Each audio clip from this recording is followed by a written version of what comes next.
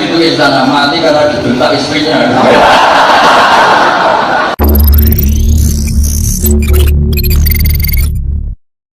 Umatnya Nabi termasuk yang adalah goblok. Itu tidak gampang itu.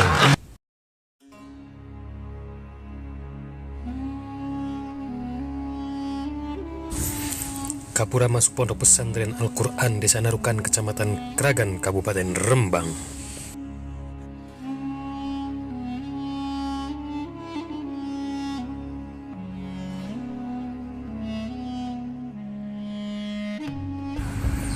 Aula Pondok Pesantren Narukan.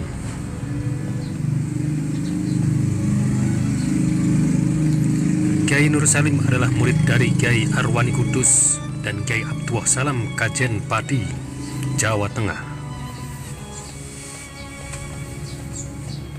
Kiai kelahiran 1970 ini memilih Yogyakarta sebagai tempatnya memulai pengembaraan ilmiahnya. Tahun 2003 ia menyewa rumah di Jogja. Kepindahan ini diikuti oleh sejumlah santri yang ingin terus belajar bersamanya. Bahak kecil memulai hafalan Al-Quran di asuh ayahnya sendiri, yakni Kiai Haji Nur Salim Al-Hafidh, beserta qiraahnya dengan lisensi yang ketat dari ayah beliau. Semenjak kecil hingga beliau mengasuh pesantren warisan ayahnya, beliau hanya mengenyam pendidikan dari 2 pesantren.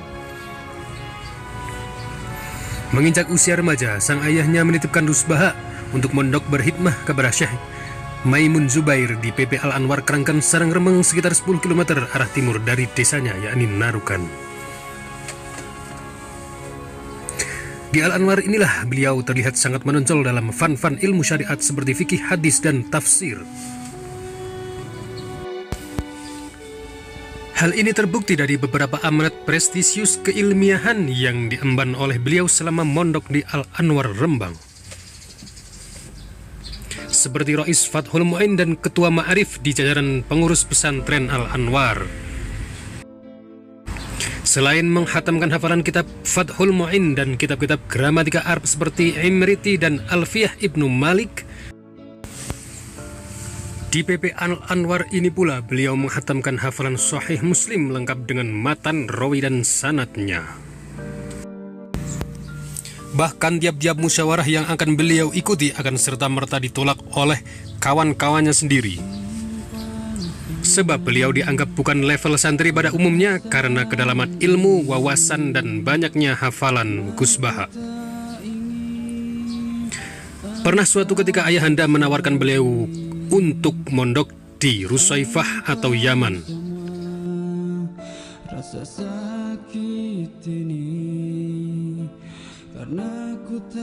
Namun beliau memilih untuk tetap di Indonesia, berkhidmat kepada alma maternya Madrasah Ghazaliyah Syafi'iyah PP Al-Anwar dan pesantrennya sendiri. Setelah menyelesaikan pengembaraan ilmiah di sarang, beliau menikah dengan seorang ningbelihan pamannya dari keluarga pondok pesantren Sidogiri, Pasuruan, Jawa Timur.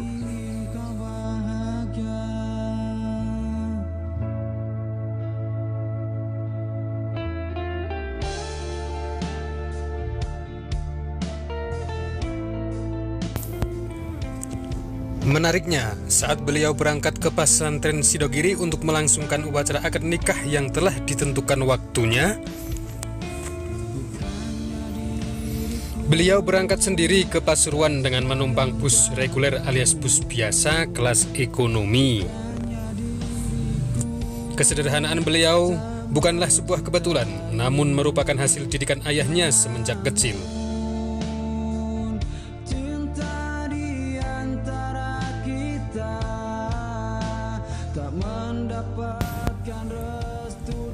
Beliau hidup sederhana bukan karena keluarga beliau miskin.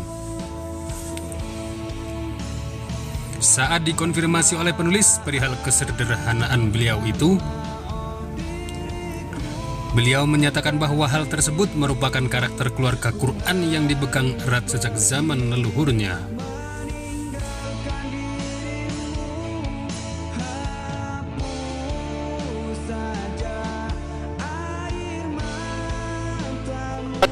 Saya tuh kalau pergi itu seneng ngebis, bukan karena saya tidak punya mobil, tapi saya sering mau butuh itu supaya nggak diganggu. Setelah menikah, beliau hidup mandiri dengan keluarga barunya. Beliau menetap di Jogja sejak tahun 2003. Di Jogja, beliau menyewa rumah untuk ditempati keluarga kecil beliau, berpindah dari satu lokasi ke lokasi yang lainnya. Semenjak beliau hijrah ke Yogyakarta, banyak santri beliau di Karangmangu yang merasa kehilangan.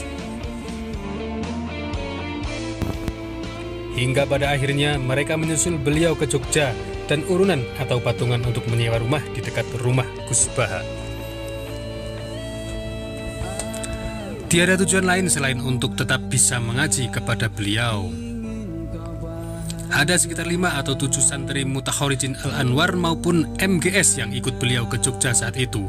Saat di Jogja inilah kemudian banyak masyarakat sekitar beliau yang akhirnya minta ikut ngaji kepada Gus Baha. Pada tahun 2005, ayah beliau Kiai Nur Salim jatuh sakit. Beliau pulang sementara waktu untuk merawat ayah beliau bersama keempat saudaranya. Namun siapa sangka, beberapa bulan kemudian Kiai Nur Salim wafat. Gus Baha tidak dapat lagi meneruskan perjuangan di Jogja sebab beliau diamenahi oleh sang ayah untuk melanjutkan pengurusan di LP3IA Narukan.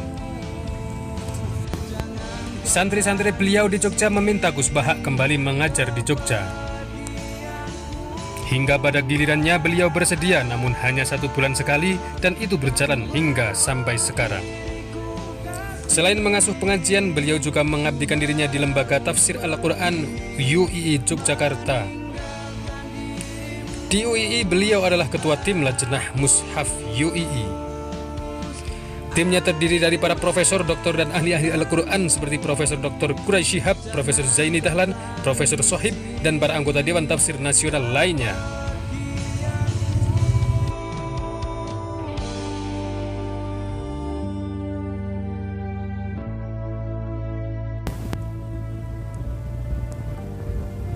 Bagi Gus Baha, akhlak adalah lebih utama daripada ilmu.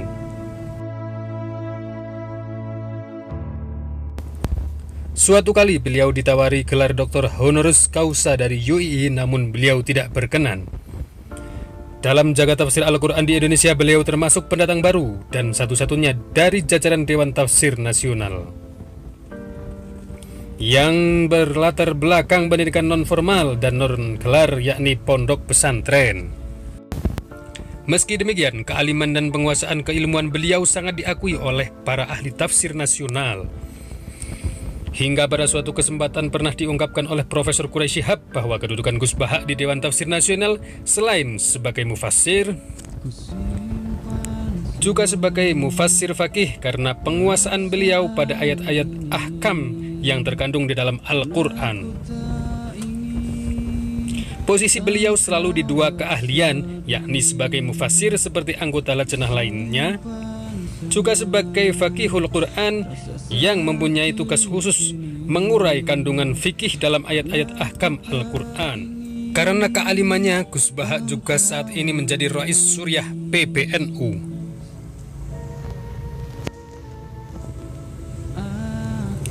Meskipun Gus Baha tidak gemar bermedia sosial, namun banyak sekali ceramah-ceramah beliau yang dipublikasikan para fans-fansnya. Banyak sekali akun-akun media sosial yang mempublikasikan ceramah-ceramah Gus Baha. Kealiman Gus Baha juga diakui oleh ulama-ulama lain seperti Ustaz Abdul Somad dan Ustaz yang Adi tidak banyak Hidayat. dikenal orang. Kalau bapak ibu tanya tentang fikih-fikih dalam Quran, itu beliau luar biasa itu. Namanya Gus Baha. Gus Baha. Kapan-kapan kalau ada pengajiannya, hadiri pengajian beliau. Itu diantara orang yang sangat mengerti Al-Quran. Ada mufti Makkah namanya Syekh Ahmad Zaini Dahlan. Hampir semua sanad-sanad hadis, sanad fikih itu bermuara ke Syekh Zaini Dahlan. Lalu kemudian turun ke bawah, itulah Syekh Bakri Syata, penulis kitab I'anatul Talibin. Lalu dari Syekh Bakri Syata turun ke bawah Syekh Mahfud At-Tirmasi. Tirmasi dari Tremas, Pacitan. Dari Syekh Mahfud At-Tirmasi turun ke bawah Syekh Fakih Mas Kumambang. Dari Kiai Haji Syekh Fakih Mas Kumambang yang mengambil sanad di Masjidil Haram dari Syekh Mahfud, lalu turun ke bawah ke Syekh Zubair. Dari Syekh Zubair turun ke bawah ke Syekh Maimun Zubair yang dimakamkan di Ma'la. dari Syekh Maimun terus turun ke Gus Bah. Tadi disebut ada Gus Baha, pengetahuan beliau hafal Al-Quran. Hingga Gus Baha juga masuk dalam daftar Kiai Muda NU yang paling banyak penggemarnya, terutama di media sosial.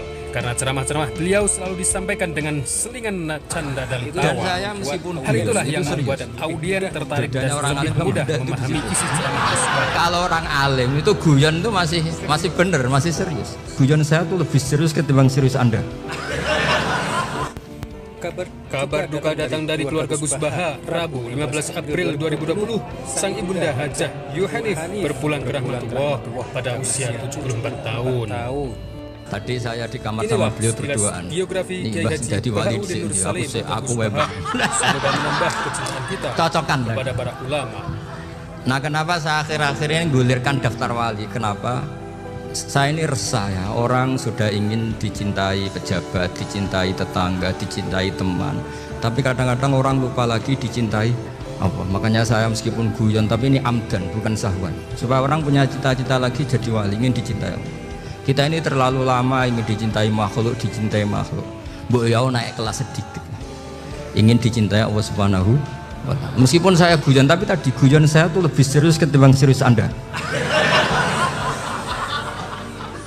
Karena tak pikir